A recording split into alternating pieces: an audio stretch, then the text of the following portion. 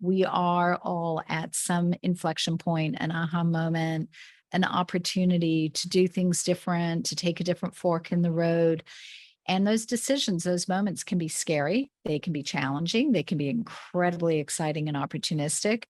I tend to look at things like that as adventures, which is silly and fun, but it works for me. And it's the way I choose to reframe most of what pops up in front of me as a challenge. But that's not the case for everybody.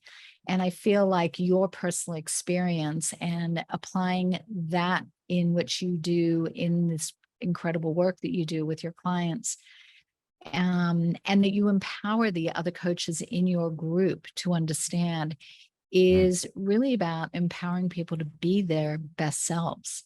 And that's no easy feat, because it sounds good in theory, but how on earth do you get someone who's really not feeling it No. to feel it? How do you help them take those baby steps? Talk a little bit about that journey and that process. So people love to give advice, and the advice monster comes out all the time. And I think you should do this, and I think you should apply for that job, and I think you should work out in the morning and not after work. And advice may last for a few hours or a day, but it's certainly not enduring. You talk about aha moments. The most meaningful aha moments are those that you discover yourself, and that they come from within.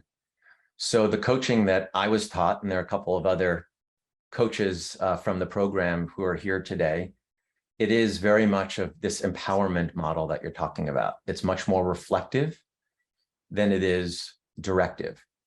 It's not prescriptive. And it's really understanding what the other person, if it is a one-on-one coaching, it could also be a team, so it could be one-to-many, but if it's a one-on-one coaching, or even just a conversation with somebody, I sort of leave the advice monster away and to the side. What is it that drives you? What are your values? Where might you want to be in 5 years?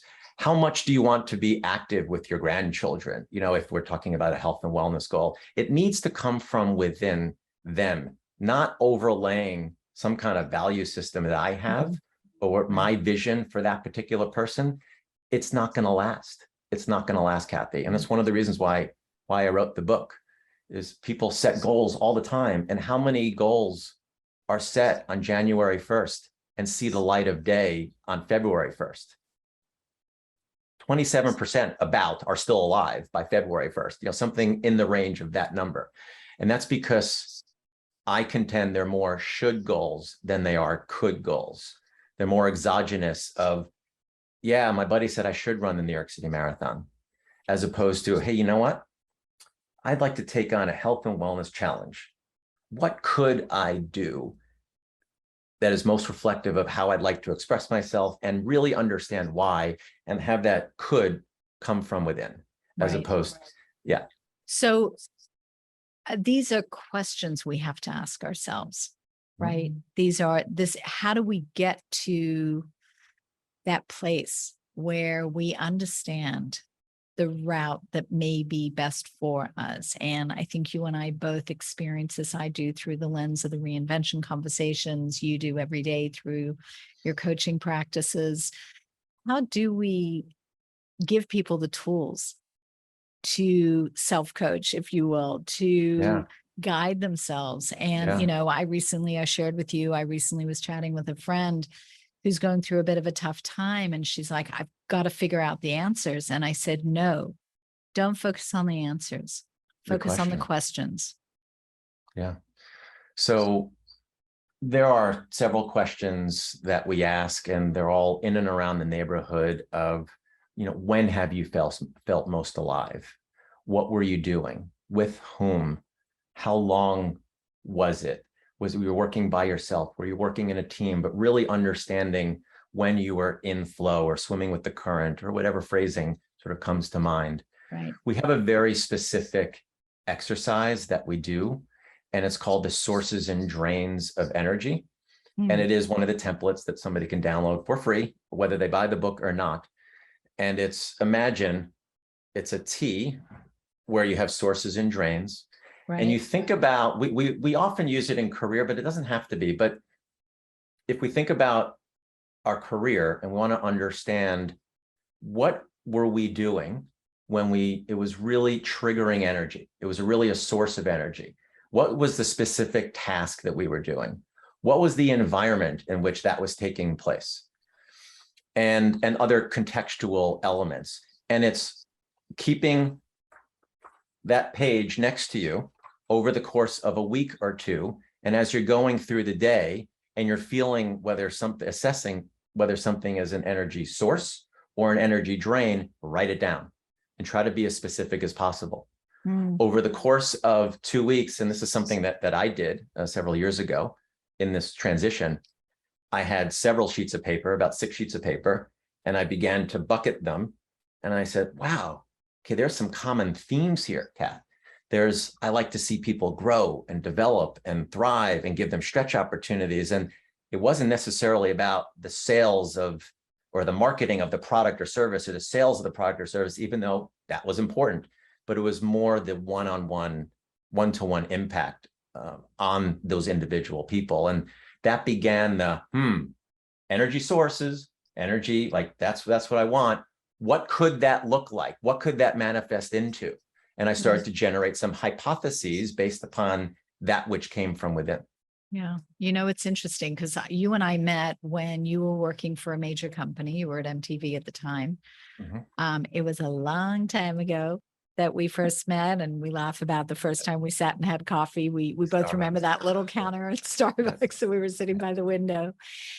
And you've come such a long way from there. What was that turning point for you to sort of say, hey, this is not the path I want to go down? And I ask this because our audience so often, and especially given the last couple of years and that opportunity that everybody's had, I mean, the great irony of my book coming out, it's sort of become like the guidebook for now, as is yours at this stage for so many, because people are really reflecting on what they want to be doing with their lives. And they've been invited or forced to kind of lean back a bit over the last couple of years and question everything they knew and thought they knew and the way it all worked. And that's hugely opportunistic. I could not have asked for a greater environment in which for my book and this conversation to come out. And likewise with yours, that sort of one section of the book where we say, sit back, reflect, think about, kind of where you're at. People have been doing that. So when you were in that stage of your life, what was it? And you must have had the fear of going out on your own, the challenge, how did those things kind of play into your life? And how do you sort of see that through the lens of many of the people that you work with? The transition really came from a point of conviction, but it took me a little bit to get there. And I knew that every day that I was walking to 1515 Broadway, as wonderful as that job was and the people with whom I worked, and on paper, it represented an amazing opportunity, there was a gnawing feeling that I wasn't doing those specific tasks as much as I wanted to do. And I started working with and partnering with a coach. His name is Peter Hazelrig. And in May of 2010, we had our first session. And he's still my coach to this day, 12 plus years later. It's amazing. And he said something really simple to me, yet hit me like a ton of bricks. He said, Matt, just because you're good at something doesn't mean you have to do it. And that may sound really simple. To me, it was, okay, it was that's a like release. That's like a drop mic statement. Right. And especially for me and a lot of people in the audience today, really high achieving people and doing quality work and working at a quality company, and all that was really important to me, and supporting the family. And he gave me permission. It was a bit of a release moment. And that started a bit of a journey of talking to him about what he was doing and talking to dozens of other people about more of a human resources, a human capital, a coaching bent, until one day I turned to him and I said, I want to do what you're doing in a slightly different way, albeit, but I want to do what you're doing. And then that led me to, I want to do it the right way, in my mind, which was form a really strong table where I feel like I had two of the legs. I needed a third. Was the 20 years of work experience and fairly deep and varied, rich work experience helps. Not a prerequisite for coaching, but it helps a lot. How I'm constituted as a person, which is what I figured out what drives me. And then the third was really rigorous training. So I felt like that made for a really sturdy tool. And 6 years ago, almost exactly 6 years ago, Kathy, so August 16th of 2016, Inflection Point Partners sort of was born. And people mentioned or asked me, so Matt, that was a real risk at age 44, leaving a C-level position and Right. transferring to another C-level, which is a newbie coach, I guess.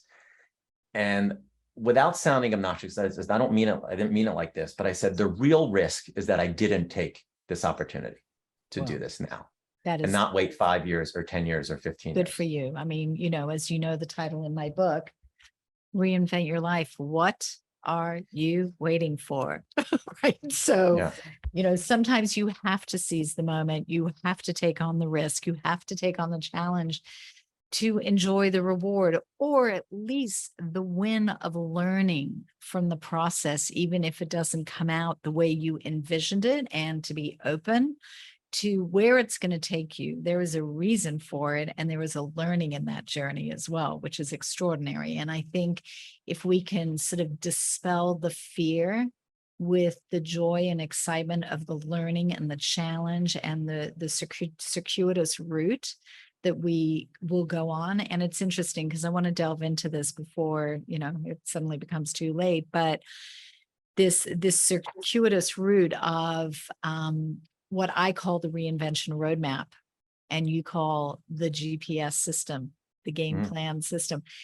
It's incredible because there is such a profound yet obvious thinking in the fact, as I say in my book, if you set the course, you set the GPS, your car, the navigation is going to tell you where and how to go there. And yeah, there may be a detour and a bump in a road, and you may There have always to go. is. There's There always always traffic, is, right? always a bump in the road. Yeah. Always. And so, but at least you have a destination, and everything you do, one foot in front of the other, every day, every moment, every second, is intended to take you in that direction.